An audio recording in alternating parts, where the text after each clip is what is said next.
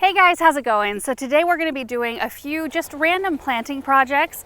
You know, we recently went down to the garden center and loaded up a trailer full of things for the pond area. When we were down there, we were looking at this plane tree, the exclamation plane tree, this one right here. We didn't pick it up that day because we thought, oh boy, this tree gets so big. I mean, between 55 and 65 feet, right? Tall, I think. Let me look.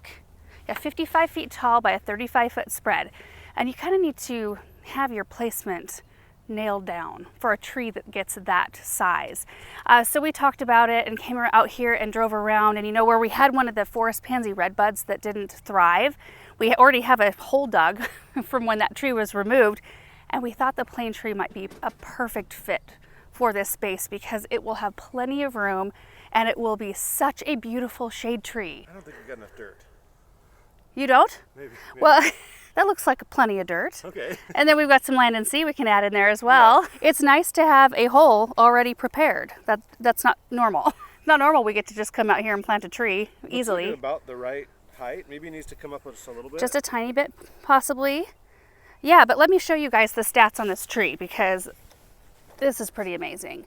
So zone 5, I'm reading online though that this variety is a zone 4 through 8. Oh, really? So, but you know, who knows? We're a zone 6, so it doesn't really matter, but you can see what kind of a shape it creates, kind of that strong conical shape. It has yellow fall color. It gets these enormous leaves, like enormous, they're so big. So it's gonna create some pretty thick shade. Is that what you say? Dense shade? Dense, The yeah. thick shade, whatever. And this one is apparently very resistant to anthracnose, which is a fungal sort of situation. We don't deal with that a whole lot here, but I know maybe in more humid climates, maybe you guys deal with that. And powdery mildew, it does have resistance to that as well. So yeah, we'll start with this easy project. We're just gonna get this out of the container, get it planted. We've got our supplies here, this extra soil, we just went and got that out of our pile on the other property. We've got compost, we've got biotone, and we've got some shovels. Oh, getting right after it. Oh, Yeah. that? Sure. What message did you have for everybody? Nothing. Say it. I'm embarrassed now. Why? Plant it high. It won't die. Plant it low, it won't grow. So there you go. Oh, That's your words of wisdom for the day. Yeah. Oh, also, I forgot to mention this is very tolerant of high pH soils. So that's good for us. Break up that root memory just a skosh.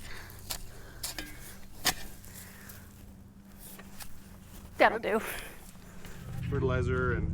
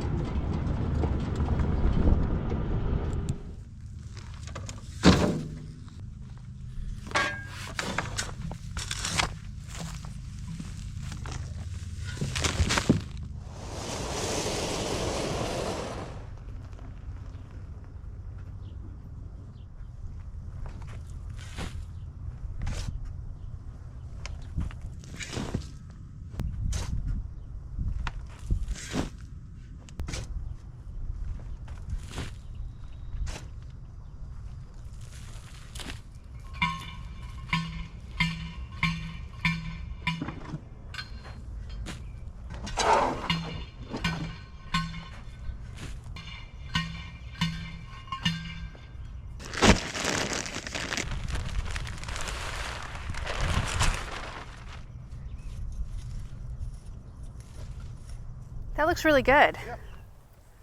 Looks great. I love it. Oh, which, you know, having this tree here, it's going to mean that eventually all these full sun plants are going to have to be moved. Yeah. In lots and lots of years, though. Oh my goodness, you guys. You can see Paul and Bethany, they're hard at it in the dahlia patch right now. They're putting up T-posts so that we can start staking up the dahlias. They're getting tall and starting to get a lot of blooms on them. So that's exciting. Oh, this is just beautiful. So Aaron said that the trunk, well, and I can kind of see it, is not 100% straight in and of itself. So we just made sure that at least the bottom portion was straight. And the rest of it will kind of correct. It's a beautiful texture right here, though, I gotta say. I mean, there's a lot of smaller leaved things around, and right at the base of it, you can see we just cut back some salvia. Looking a little rough just right at the moment, but we'll probably kind of rake and remulch this area now that we've finished. I finished watering this in. I did water it in once when we were about halfway done packing in soil around the root ball. And then you can see we have a drip ring run around it. Might have to do some replacing though, because it's a little bit crimped there. Hey, there they are. Hey kiddos. Yeah.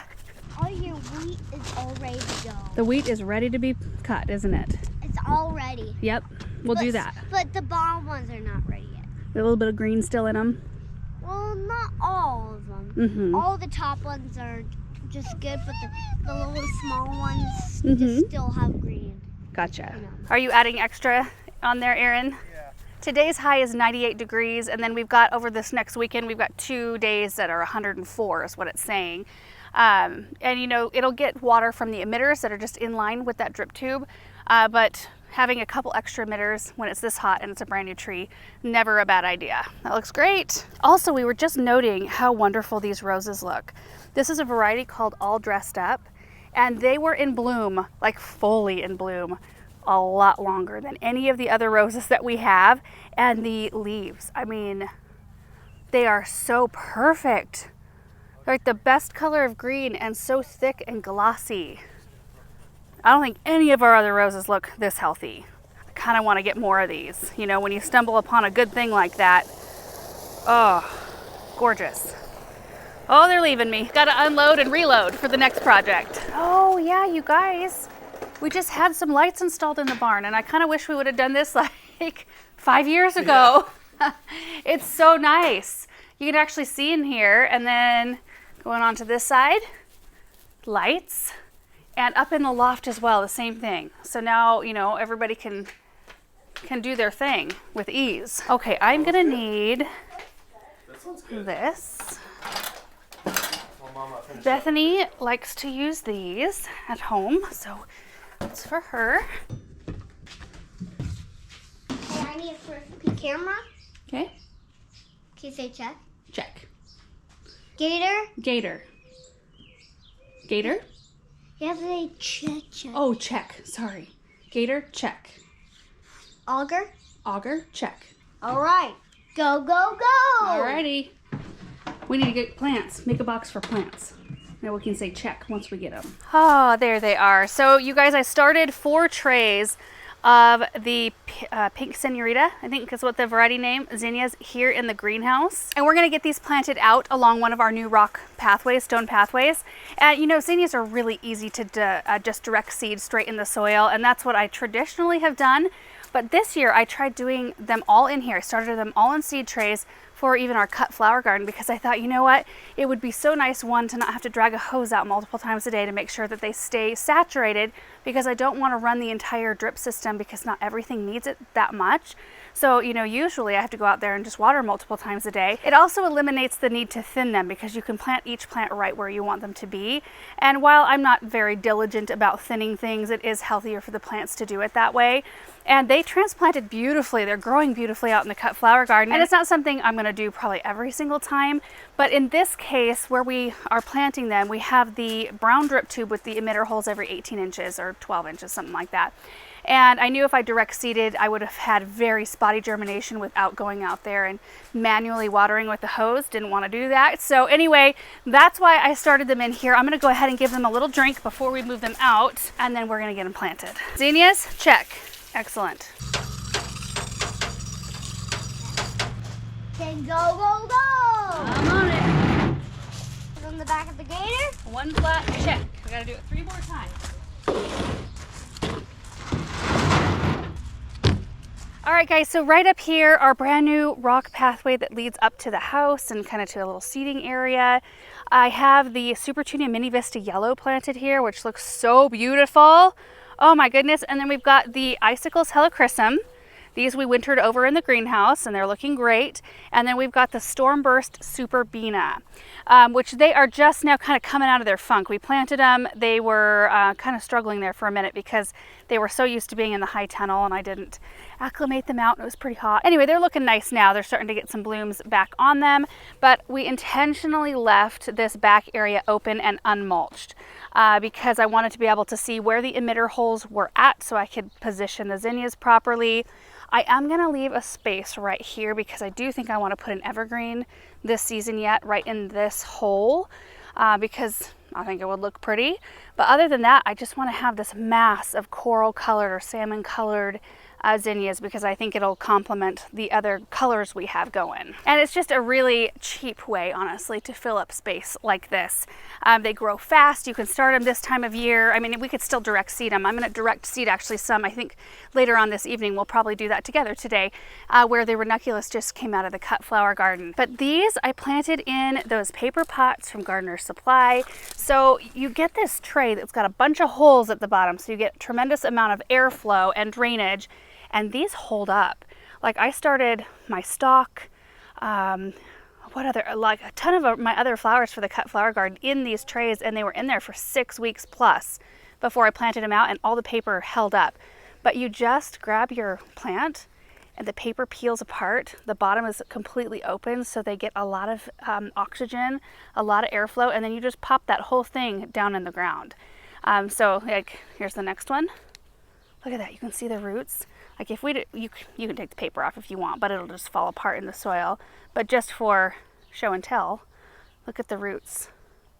These plants, I want to say they've been in the pots for 2 weeks, maybe. Super fast. So I'm going to be using the Laura version power planter right here, where the flighting, this is called the flighting, the little piece that goes around here. We'll link it down below. But typically they come up the auger like this far. It just makes it so heavy and it's super unnecessary to have it that long for me because I'm only ever planting this size of stuff, you know, fairly shallow or shallow bulbs with this size of auger because it's a 2-inch diameter here. So I'll just be going along. I'm going to make all of my holes. We have 199 zinnias here because this one perished. After I'm done with the holes, I'm going to be putting some biotone. I'll spread that around and then we'll get them in the ground. So here we go. Mama? Yes. I think I just want your challenge out of here. My challenge? Well, that's my drawing. What is that for? Can I see? What was I drawing right there? I can't even remember what this is for. What drawing is this? Oh, you know what? I think this is when the gazebo was still here. Yeah, fireplace, the brick pathways we were gonna do, and some more formal beds around the gazebo. That's a pretty design. That would have been real pretty. How funny. And this too is still when the pergola was back there, the tool shed, and the oaks. Let's keep this bud because it's fun to remember. This is my initial drawing of the west side. This would have been pretty too on the west side of the house. Boxwoods in kind of a swoop formation. We should do that somewhere else.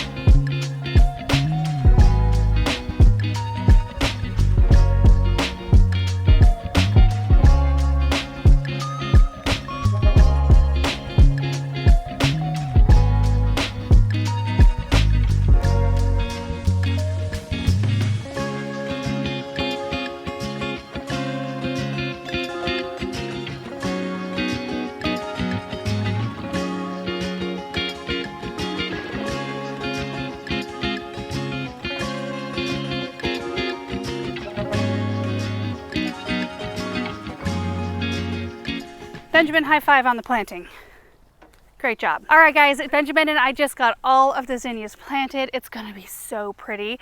I do think we're gonna wait on mulching until the zinnias get a little bit of size, because right now they're pretty close to the size of the drip tube. I mean, they're probably double the height, but it's really hard to cover drip tube and not cover the seedlings. So we'll let them grow up just a little bit in this spot, and then we can come in with some mulch and finish it off. But they start right here behind the superbena, in between that and the beautiful Russian sage. It's looking glorious at the moment. And it'll look pretty through the rest of the season. So imagine the purple with the pink right here and then more lavender. Oh, so they go right through this area. You can see all those cute little seedlings in there. They swing back, and then we left a little space, like I said, right in here so that we could pop an evergreen in. And then they swing back behind the icicles. And there's one little spot where I'm gonna have to add a little line of drip right here, because I kind of wanted to finish it off. So I put the last seedling right here. So we will tap into the drip and run one line through here and then just end it right by that last zinnia. Oh, that's going to be pretty though. But you can see right now we're in the morning. So this spot here is in the shade of the mulberry tree. But then once the sun gets past that, it will shine in for the afternoon. So they should all be happy campers. Okay, so now I'm gonna take a little break because I gotta go do watering rounds. I gotta hit the greenhouse and some other things, some freshly planted things, those 9 barks. What are they called? Dark star, something like that. They're beautiful, but boy, they need a lot of supplemental water at this stage anyway. They won't after this season. So we will be back at it with some more zinnia planting, but seeds, in just a little while. Okay guys, got all the watering done. You can see we're standing right here in front of the cut flower garden. It's filling in beautifully. So much color. Oh, I just love it. I mean, just look at this row of snapdragons. Isn't this so pretty? I hear a big bee. Is there yep, there's a bumble right here. You see it in that flower there? Oh, and another one.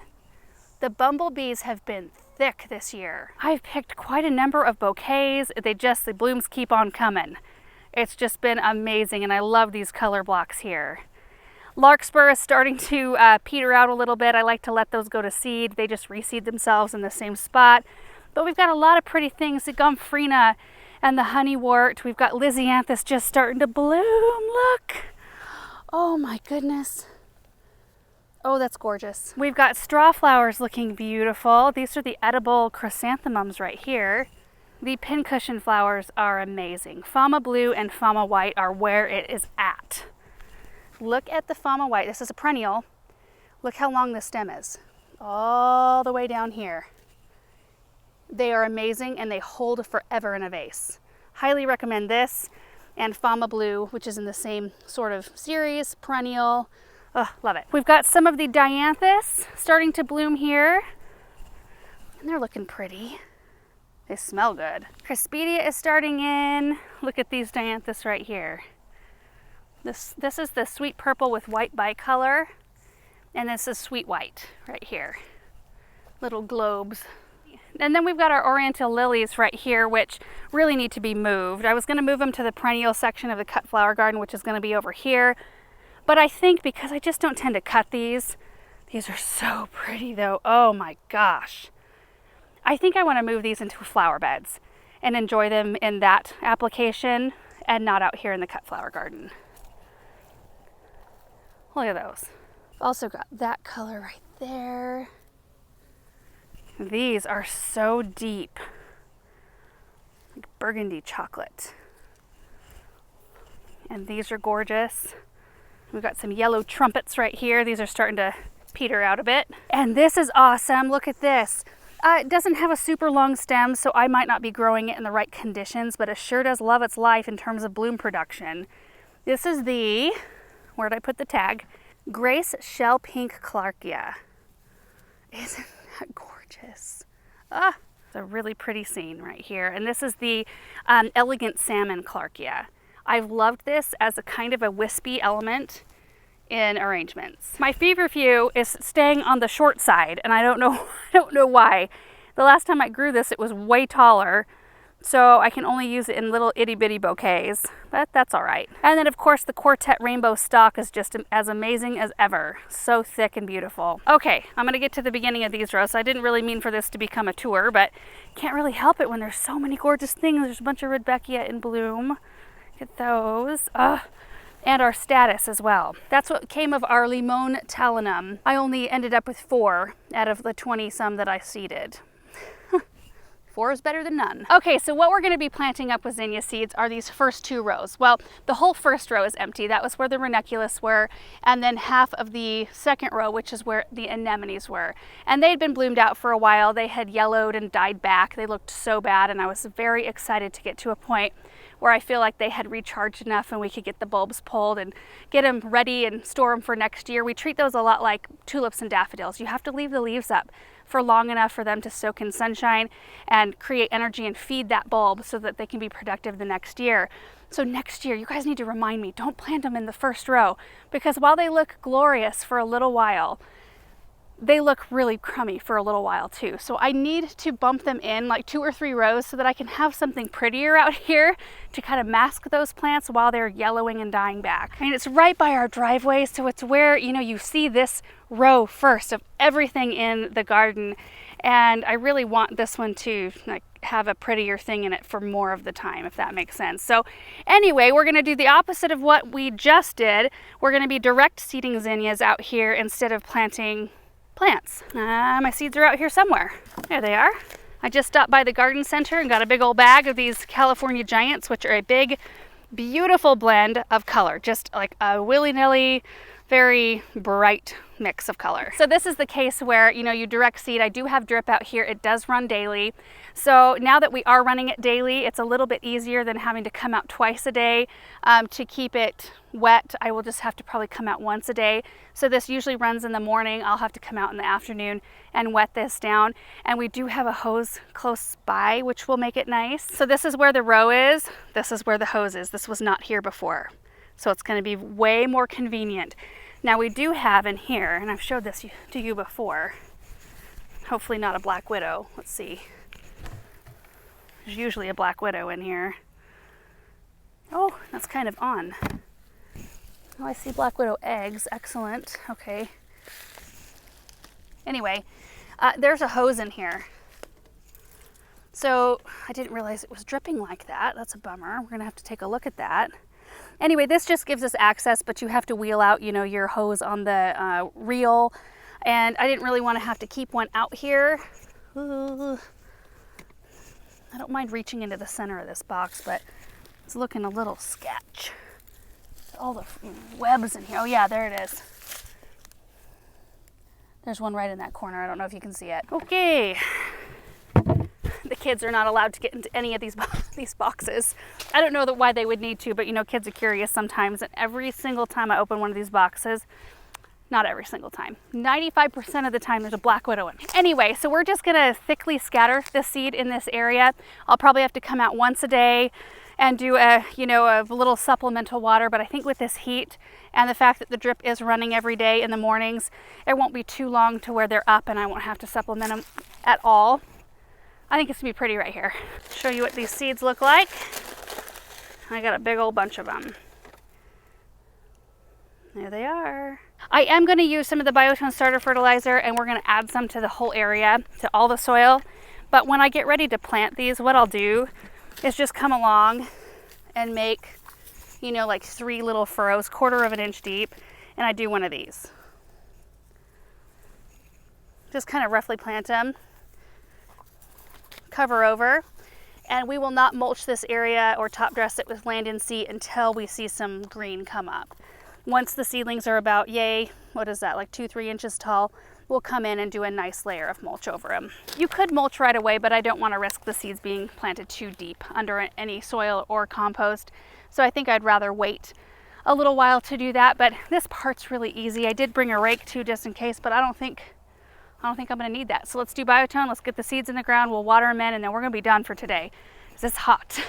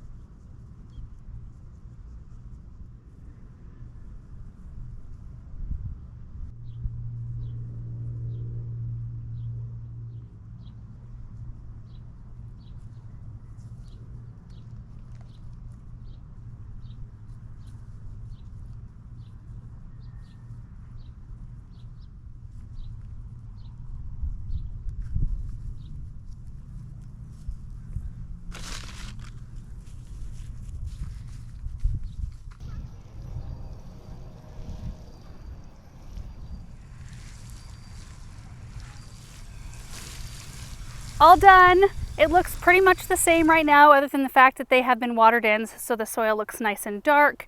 But again, I think with this heat, we're going to see green in no time, and we will have some flowers here shortly. I forgot to mention what these are.